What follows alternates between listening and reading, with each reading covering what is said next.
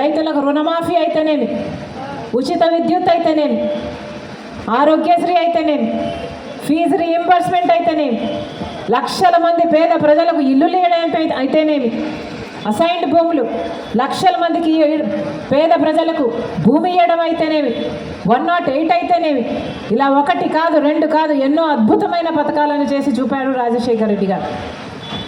రాజశేఖర రెడ్డి గారు ముఖ్యమంత్రిగా ఉండంగానే మన్మోహన్ సింగ్ గారు ప్రధానమంత్రిగా ఉన్నారు కేంద్రంలో. ఆ టైంలో తీసుకొచ్చిన పథకమే ఈ గ్రామీణ ఉపాధి హామీ పథకం, మహాత్మా గాంధీ జాతీయ గ్రామీణ ఉపాధి హామీ పథకం. ఎంత అద్భుతమైన పథకం ఇది అంటే అసలు ప్రపంచంలోనే కోట్ల మంది ప్రజలకు ఉపాధినిచ్చే పథకము ఇది తప్ప ఇంకొకటి ఇలాంటిది లేనే లేదట. ఎంత అద్భుతమైన పథకము అంటే లండన్, అమెరికా ఇట్లాంటి దేశాలలో విదేశాల నుంచి కూడా వచ్చి దీని మీద ఎక్స్పర్ట్స్ అందరూ రీసెర్చ్ పేపర్లు తయారు చేసేంత గొప్ప పథకము ఈ ఉపాధి హామీ పథకం. ఎందుకంటే పేద వాళ్ళకి ఉపాధినిచ్చింది, అది కూడా ఒక హామీలాగా ఇచ్చింది కాంగ్రెస్ ప్రభుత్వం. అందుకే ఈ పథకానికి అంత విలువ ఉంది. పేదవాళ్ళ గురించి ఆలోచన చేసి మొదలుపెట్టిన పథకం ఇక్కడే మన ఆంధ్ర రాష్ట్రంలోనే ఈ రాయలసీమలోనే పక్కనే అనంతపూర్ జిల్లాలో బండ్లపల్లి అనే గ్రామంలో 20 ఏళ్ల క్రితం రాజశేఖర రెడ్డి గారు, అప్పటి నాయకురాలు కాంగ్రెస్ పార్టీ అధ్యక్షురాలు సోనియా గాంధీ గారు అయితేనేమి, మన్మోహన్ సింగ్ గారు అయితేనేమి, వీరందరూ వచ్చి ఇక్కడే మన బండ్లపల్లిలో ఈ పథకానికి జీవం పోశారు. ఆ తర్వాత రాజశేఖర రెడ్డి గారు 5 సంవత్సరాలు ముఖ్యమంత్రిగా ఉంటే ఈ పథకం ఎంత అద్భుతంగా జరిగింది అంటే ఆ రోజుల్లో రాజశేఖర రెడ్డి గారు ఈ పథకం గురించి ఎంత ఆలోచన చేశారు అంటే పేద ప్రజలు రాజశేఖర రెడ్డి గారి ప్రభుత్వాన్ని అయ్యా మాకు డైరెక్ట్గా డబ్బులు ఇవ్వండి, చేతులు మారితే కమిషన్లు కట్ అవుతున్నాయి అంటే ఒకేసారి 60 లక్షల మందికి అకౌంట్లు ఓపెన్ చేసిన ఘనత రాజశేఖర రెడ్డి గారు. అదే సమయంలో మహిళలు వచ్చి అయ్యా మాకు కూడా సమానంగా వేతనాలు ఇవ్వండి, మొగాళ్ళలాగా మేము కష్టపడలేకపోయినా అయ్యే ఇబ్బందులు మాకు ఉన్నాయి, మేము బిడ్డలను సాక్కోవాలి, మా ఇల్లు నడుపుకోవాలి అని రాజశేఖర రెడ్డి గారిని అడిగితే మహిళలకు కూడా సమానంగా వేతనాలు చేశారు రాజశేఖర రెడ్డి గారు. ఆంధ్రప్రదేశ్లో ఎంత అద్భుతంగా ఈ పథకం అమలైందంటే మిగతా రాష్ట్రాల వాళ్ళంతా చూసి కూడా సెకండ్ ఫేజ్లో ఈ పథకానికి రాజశేఖర రెడ్డి గారు నియమించిన విధి విధానాలే మిగతా రాష్ట్రాలకు కూడా అమలు చేయడం జరిగింది. అంత అద్భుతంగా అమలైంది ఆంధ్ర రాష్ట్రంలో.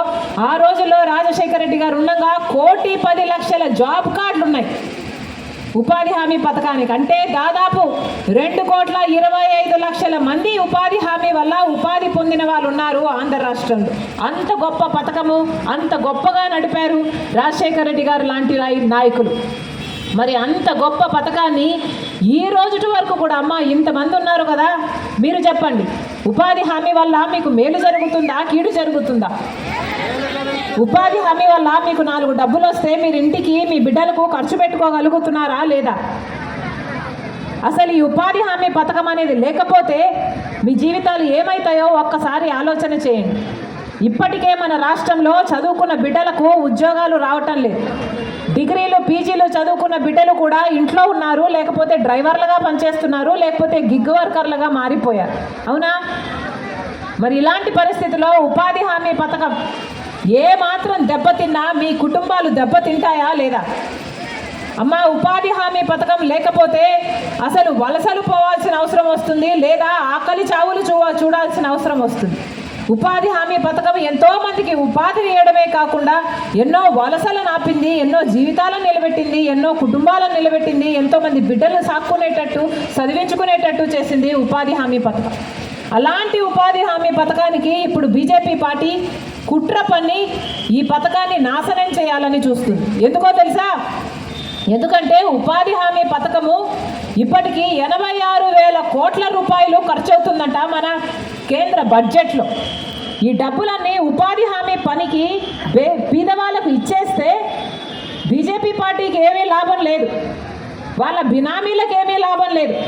ఉపాధి హామీ డబ్బులు నేరుగా బీదవాళ్ళకు వస్తాయి కాబట్టి వాళ్ళకి ఏ లాభము లేదు. కాబట్టి ఈ పథకానికి గండి పెడితే ఆ డబ్బులు మిగిలించుకొని వాళ్ళ బినామీలకు, వాళ్ళ నాయకులకు ఇచ్చుకోవాలన్నది బీజేపీ ఆలోచన. ఇంత ఘోరంగా ఆలోచిస్తుంది అంటే అసలు మహాత్మా గాంధీ పేరున్న పథకాన్ని నాశనం చేయాలని చూస్తుంది. మహాత్మా గాంధీని ఎలా అయితే గాడ్సే అని ఒక ఆర్ఎస్ఎస్ సభ్యుడు హత్య చేశాడో, అలాగే మహాత్మా గాంధీ పేరున్న ఈ ఉపాధి హామీ పథకాన్ని బీజేపీ నాయకుడు మోడీ హత్య చేస్తున్నాడు. ఇద్దరికీ పెద్ద తేడా లేదు. మహాత్మా గాంధీకి గాడ్సేకి పెద్ద తేడా లేదు. ఇద్దరూ మహాత్మా గాంధీ ఆశయాలను కూలీ చేస్తున్న వాళ్ళే. అందుకే చెప్తున్నా, మనందరము కలిసి ఉపాధి హామీని పరిరక్షించుకోవాల్సిన అవసరం ఉంది. అసలు మహాత్మా గాంధీ ఉపాధి హామీ పథకానికి ఇప్పుడు బీజేపీ పార్టీ తెస్తున్న ఈ విబి గ్రామ్ అనే బీజేపీ పథకానికి చాలా తేడా ఉంది. నక్కకు నాగలోగానికి ఉన్నంత తేడా ఉంది. ఉపాధి హామీ పథకంలో మీరు ఎవరైనా గ్రామస్తులు వెళ్ళి మాకు పని కల్పించండి అంటే 15 రోజుల్లో అధికారులు మీకు పని కల్పించాలి. అవునా? అది మీ హక్కు. అది కూడా అలా 100 రోజులు అడిగే హక్కు మీకుంది. అది కూడా పని చేసిన 15 రోజుల్లోనే బిల్లులు ఇవ్వాలి అన్నది ఉపాధి హామీ చట్టం కింద ఉంది. కానీ ఈరోజు అలా పని చేయటం లేదు, అది వేరే విషయం. కానీ చట్టం అయితే మంచిదే. 15 రోజుల్లో మీకు పేమెంట్ రావాలి అన్నది ఉపాధి హామీ చట్టం చెప్తుంటే, ఇప్పుడు మోడీ గారు చెప్తున్న పథకానికి అసలు మీకు ఉపాధి అన్నది ఒక హక్కే లేకుండా పోతుంది. అసలు ఉపాధి అన్నది మీరు ధైర్యంగా అడగగలే స్థితే లేకుండా పోతుంది. నోటిఫైడ్ పద్ధతిలో ఎవరికి ఎక్కడ పని ఇవ్వాలనుకుంటే అక్కడ బీజేపీ ఇష్ట ప్రకారం ఇస్తుందట. ఇష్టం లేని వాళ్ళకి, ఇష్టం లేని రాష్ట్రాలకి, ఇష్టం లేని జిల్లాలకి, ఇష్టం లేని గ్రామాలకి బీజేపీ పార్టీ పని ఇవ్వదట. ఇది ఎక్కడి న్యాయం అని అడుగుతున్నాం. ఇక ఉపాధి హామీ ఎలా అవుతుంది? ఉపాధి మీ హక్కు ఎలా అవుతుంది? ఇంతకు ముందైతే గ్రామస్తులు నిర్ణయించే వాళ్ళు ఉపాధి హామీ పనిలో ఏ పని జరగాలి అని. అవునా? గ్రామ సభలు పెట్టి గ్రామ పంచాయతీలో మీ ఊరికి బావి కావాలనా, లేక ఒక రోడ్డు కావాలనా, లేక చేనులో ఏదైనా పని చేయాలనా, పూడికలు తీయాలనా అన్నది మీ గ్రామం నిర్ణయించేది. ఉపాధి హామీ పని దేనికి వాడుకోవాలి అని. కానీ ఇప్పుడు బీజేపీ పథకం కొత్త చట్టంలో ఇదేదీ లేదు. బీజేపీ వాళ్ళు చెప్తారట ఎక్కడికి వెళ్ళి పని చేయాలి అని. అంటే పక్కన ఒక ప్రాజెక్టు జరుగుతుంటే, లేకపోతే ఒక రోడ్డు పనో, లేకపోతే ఒక ప్రాజెక్టు పనో జరుగుతుంటే ఆ ప్రాజెక్ట్ ఒక కాంట్రాక్టర్కి ఇస్తే ఆ కాంట్రాక్టర్ కింద మిమ్మల్ని వెళ్ళి పని చేయమనే ప్రమాదం ఉంది. అంటే ఉపాధి హామీ ఇక గ్రామాలు బాగుపడే లక్షణాలు ఎక్కడా ఉండవు. ఇక ఉపాధి హామీ అంటే ఆ కాంట్రాక్టర్కు లేబర్లు సప్లై చేసే యంత్రాంగంగా మారిపోయే ప్రమాదం. ఇది ఎంత అన్యాయమో అని అడుగుతున్నాం. ఇవన్నీ ప్రశ్నించాల్సిన అవసరం ఉందా లేదా అని అడుగుతున్నాం. మీ అందరూ కూడా చైతన్యవంతులు అవ్వాలి. చూసారమ్మా అన్న, మీరు చూసే ఉంటారు, పెద్ద పెద్ద హోర్డింగ్లు, అడ్వర్టైజ్మెంట్లు, పోస్టర్లు పెట్టుకున్నారు. ఇప్పుడు 100 రోజులు కాదు 125 రోజులు ఇస్తాము ఉపాధి హామీ అని. అవునా? ఏమన్నా చూసారా? 100 రోజులు కాదట ఉపాధి హామీ పథకం. 100 రోజులు ఇయ్యరట వీళ్ళు, ఎంతకంటే ఎక్కువ 125 రోజులు ఇస్తారట. అదే ఒక వాస్తవం ఏమిటంటే గడిచిన సంవత్సరంలోనే కేవలము 52 రోజులు మాత్రమే పని ఇచ్చారు. 52 రోజులు మాత్రమే పని ఇచ్చారు పేదవాళ్ళకి. 100 రోజులు కూడా ఇవ్వలేదు.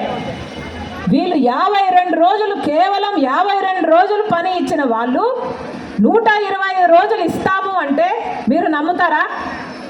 100 రోజులు కూడా పని ఇవ్వని వాళ్ళు 125 రోజులు ఇస్తాము అంటే నమ్మడానికి ప్రజలు వెరివాళ్ళలా కనిపిస్తున్నారా, లేక గొర్రెల్లాగా కనిపిస్తున్నారా? ఈ 125 రోజులు పని ఇస్తాము అన్నది పెద్ద అబద్ధం. ఇదొక బూటకం, ఇదొక మోసం. మిమ్మల్ని మభ్యపెట్టి ప్రయత్నం చేస్తున్నారు. మీరు ఎక్కడ తిరగబడతారో మీరు తిరగబడకూడదని అదే పనిగా పని కట్టుకొని తప్పుడు ప్రచారం చేస్తున్నారు. 125 రోజులు పని ఇస్తాము అని. ఎప్పుడో రాజశేఖర రెడ్డి గారు ఉన్నప్పుడు, అలాంటి ముఖ్యమంత్రులు ఉన్నప్పుడు, కాంగ్రెస్ పార్టీ అధికారంలో ఉన్నప్పుడు 100 రోజులు పని ఇచ్చారు తప్పితే, ఆ తర్వాత బీజేపీ అధికారంలోకి వచ్చిన తర్వాత ఎప్పుడు 100 రోజులు కూడా పని ఇవ్వలేదు. పోయిన సంవత్సరమే కేవలం 52 రోజులు మాత్రమే పని ఇచ్చారు. కేవలం 52 రోజులు పని ఇచ్చిన వాళ్ళు 125 రోజులు ఇస్తాము అంటే నమ్మడానికి ఎవ్వరూ సిద్ధంగా లేరు, సిద్ధంగా ఉండకూడదు కూడా. అంతేకాదు, మునుపటి ఉపాధి హామీలో 7 గంటలో 6 గంటలో పని చేసేవాళ్ళు. ఇప్పుడు ఏమంటున్నారో తెలుసా? కొత్త చట్టంలో, బీజేపీ తెచ్చే చట్టంలో 12 గంటలు పని చేయాలట. అది కూడా మండుటి ఎండలో. చేతనవుతుందమ్మా? ఆడవాళ్ళకి చేతనవుతుందా, పోనీ మగవాళ్ళకైనా చేతనవుతుందా? 12 గంటలు పని చేస్తే తప్ప ఇది వర్తించదని చెప్తున్నారే, ఇది క్రూరం కాకపోతే ఇక ఏమిటి అని అడుగుతున్నాం. అన్నిటికంటే ముఖ్యమైన తేడా, ఇది వరకు ఉపాధి హామీలో 100% కేంద్రమే డబ్బులు పెట్టుకునేది, 100% కేంద్రం పెట్టుకునేది. పనిముట్లకు మాత్రం 75% కేంద్రం పెట్టుకునేది, 25% రాష్ట్రం పెట్టుకునేది. ఇప్పుడు అలా కాదట. కొత్త చట్టంలో కేంద్రం 60% నిధులే ఇస్తుందట, మిగతా 40% నిధులు రాష్ట్రం పెట్టుకోవాలట. 40% నిధులు రాష్ట్రం పెట్టుకునే స్థితిలో మన రాష్ట్రం ఉందా? చంద్రబాబు గారు పెట్టుకుంటారా? ఇప్పటికే జీతాలు ఇవ్వడానికి కూడా డబ్బు లేవు. ఇప్పటికే జగన్మోహన్ రెడ్డి గారు చంద్రబాబు గారు కలిసి 11 లక్షల కోట్ల అప్పుల కుప్ప చేశారు రాష్ట్రాన్ని. అంటే ఇది వరకు 500 కోట్లు ఖర్చు అయ్యే ఈ పథకానికి బీజేపీ చట్ట ప్రకారం వస్తే కొత్త పథకంలో 5,000 కోట్లు ఖర్చు చేయాల్సి ఉంటుంది. 500 కోట్లు ఎక్కడ, 5,000 కోట్లు ఎక్కడ? ముమ్మాటికి చంద్రబాబు గారు దీని మీద ఖర్చు పెట్టారు. రాష్ట్రాలు ఖర్చు పెట్టకపోతే 40%, ఇక కేంద్రానికి అసలు ఖర్చు పెట్టాల్సిన అవసరమే ఉండదు 60%. అది వీళ్ళు చేస్తున్న కుట్ర. చంద్రబాబు గారు పార్లమెంటులో ఈ బిల్లుకు మద్దతు పలికారు. తెలిసి 60% వాళ్ళు ఇస్తారు, 40% రాష్ట్ర ప్రజలు పెట్టుకోవాలి అని తెలిసే చంద్రబాబు గారు మద్దతు పలికారు. ఇప్పుడేమో మళ్ళీ 40% నిధుల కోసం మాకు డబ్బులు ఇవ్వండి అని బీజేపీ చుట్టూ తిరుగుతున్నారు. అసలు ఎందుకు మద్దతు ఇవ్వాలి? మళ్ళీ ఇక్కడికి వచ్చి ఎందుకు అడుక్కోవాలి? చంద్రబాబు గారు సమాధానం చెప్పాలి. అసలు చంద్రబాబు గారు ఈ నిర్ణయం ఎందుకు తీసుకున్నారు? రాష్ట్ర ప్రజలకు సంబంధించిన నిర్ణయము 40% ఖర్చు రాష్ట్రం పెట్టుకోవాలి అంటే రాష్ట్ర ప్రజలు పెట్టుకోవాలని కదా. అలాంటి నిర్ణయం చంద్రబాబు గారు తీసుకున్నారు అంటే ఎంత ద్రోహం అని అడుగుతున్నాం. పోనీ ఎవరైనా మాట్లాడుతున్నారా మన రాష్ట్రంలో? జగన్మోహన్ రెడ్డి గారు ఉన్నారు, వైసీపీ నాయకుడు. రాజశేఖర రెడ్డి గారు ఇంత అద్భుతంగా చేసి చూపిన పథకం కదా ఉపాధి హామీ పథకం. మరి జగన్మోహన్ రెడ్డి గారు ఏమైనా వ్యతిరేకించి మాట్లాడుతున్నారా? ఎప్పుడైనా కనిపించారా? మాట్లాడినట్టు ఎప్పుడూ కనిపించరు. ఎందుకంటే జగన్మోహన్ రెడ్డి గారు బీజేపీని ఎదిరించే సాహసం ఎప్పుడూ చేయరు కాబట్టి మన రాష్ట్రంలో 3 పెద్ద పార్టీలు ఉంటే, ఒక వైసీపీ, ఒక టీడీపీ, ఒక జనసేన ఉంటే, ముగ్గురు అందరూ కలిసి బీజేపీకే బినామీలుగా తయారయ్యారు, బీజేపీకే బానిసలుగా తయారయ్యారు. అందుకే ఈరోజు కాంగ్రెస్ పార్టీ ప్రజల కోసం నిలబడాలి అని నిర్ణయించుకుంది. అందుకే కాంగ్రెస్ పార్టీ ఉపాధి హామీ పథకాని కోసం కొట్లాడాల్సి వచ్చినా సరే, ఒక ఉద్యమం చేయాల్సి వచ్చినా సరే, ప్రజల పక్షాన నిలబడాలని నిర్ణయించుకుంది, ప్రజల పక్షాన పోరాడాలని నిర్ణయించుకుంది. అందుకే రాజశేఖర రెడ్డి బిడ్డ ఈరోజు ఈ ఉపాధి హామీ పరిరక్షణ యాత్ర చేస్తుంది. మిమ్మల్ని అందరినీ కూడా చైతన్యపరచడమే ఈ యాత్ర ముఖ్య ఉద్దేశం. మీ అందరూ కూడా మాట్లాడాలి. మీ అందరూ కూడా చెయ్యి కలిపి ఉపాధి హామీ పని పథకం మాకు పాతదే కావాలి అనేటట్టుగా మీ అందరూ కూడా నోరు విప్పుతేనే ఈ పథకానికి అంతో ఇంతో రక్షించుకోగలం. లేకపోతే బీజేపీ పార్టీ ఈ పథకాన్ని మొత్తానికే తీసేయాలనుకుంటుంది. మళ్ళీ చెప్తున్నాం, మిమ్మల్ని హెచ్చరిస్తున్నాం, అందరూ కలిసి ఈ పథకాన్ని కాపాడుకోవాల్సిన అవసరం ఉంది. ఇప్పటికే రాష్ట్రంలో ఎన్నో సమస్యలు ఉన్నాయి. బిడ్డలకు ఉద్యోగాలు రావటం లేదు, ప్రత్యేక హోదా ఇవ్వటం లేదు బీజేపీ పార్టీ. వీళ్ళెవ్వరూ వైసీపీ కానీ, టీడీపీ కానీ, జనసేన కానీ ఎవ్వరూ అడగటం లేదు. మన రాజధానికి కావాల్సిన నిధులైతే అప్పులు ఇస్తున్నారు. పోలవరం ప్రాజెక్టు ఎత్తు తగ్గిస్తున్నారు. అదొక గ్రావిటీ బేస్డ్ ప్రాజెక్టు కాకుండా ఒక లిఫ్ట్ ఇరిగేషన్ ప్రాజెక్టుగా తయారు చేస్తున్నారు. ఇన్ని సమస్యలు ఉండి కూడా ఒక్కరు కూడా మాట్లాడడం లేదు. కాబట్టే ఈరోజు రాజశేఖర రెడ్డి బిడ్డ ప్రజల తరపున మీ దగ్గరకు వచ్చింది. వీటన్నిటి కోసం కొట్లాడాలి. కానీ ఇవన్నీ చేయాలి అంటే మీ సహకారం కూడా కాంగ్రెస్ పార్టీకి అవసరం. మీ అందరూ కాంగ్రెస్ పార్టీని ఆదరించండి. రాహుల్ గాంధీ ప్రధానమంత్రి అయినాక మనకు ప్రత్యేక హోదా 10 సంవత్సరాలు ఇస్తారని మీకు వాగ్దానం చేసి చెప్తున్నాం. మన రాష్ట్రం బాగుపడాలి అంటే చిత్తశుద్ధి ఉన్న నాయకుడు ప్రధానమంత్రి అయితేనే మన రాష్ట్రం బాగుపడుతుంది. మరొకసారి మండుటి ఎండను సైతం లెక్క చేయకుండా మీ అందరూ ఇంతమంది వచ్చారు. రాజశేఖర రెడ్డి బిడ్డ వస్తుంది, చూడాలి, వినాలి అని మీరు మీ పనులు మానుకొని మా కోసం సమయం చేసుకొని వచ్చారు. మరొకసారి మీ రాజశేఖర రెడ్డి బిడ్డ మీ షర్మిల శిరస్సు వంచి చేతులు జోడించి మనస్ఫూర్తిగా ప్రతి ఒక్కరికి కృతజ్ఞతలు తెలుపుకుంటున్నాం.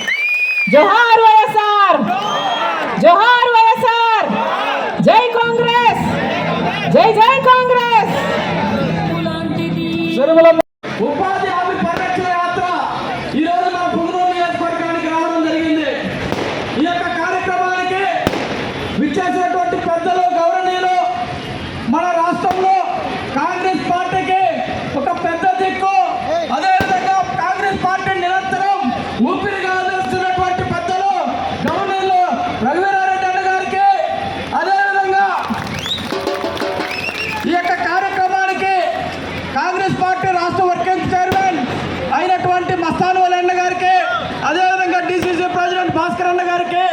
మరి ఇక్కడ ఇచ్చేసినటువంటి కాంగ్రెస్ పార్టీ కార్యకర్తలు మరియు